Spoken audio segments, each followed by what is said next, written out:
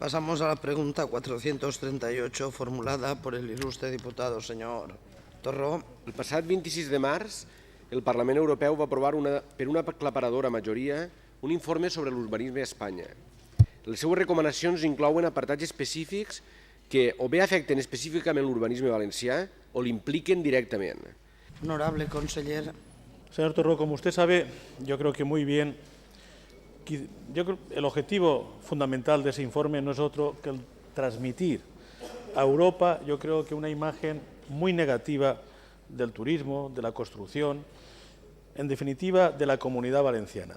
Bé, tinc que dir que per una vegada la resposta ha estat dins de lo previsible, no? Vull dir, no es tracta de veure quin és el contingut del document en qüestió, sinó simplement desqualificar-lo perquè l'han fet algú que té animadversió especial contra el nostre país. No valen tirar balón fora, com venen així a fer, i tirar-li la culpa al que els senyala els problemes.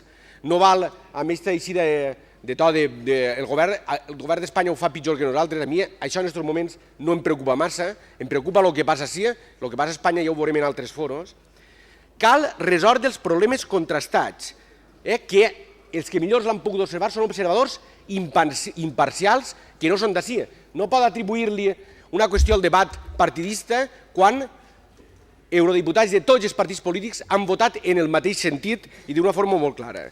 Si el model urbanístic valencià està desprestigiat és per ell mateix i per els que li han donat ales i l'han fomentat, i no per un informe que l'únic que fa és descriure quins són els seus defectes.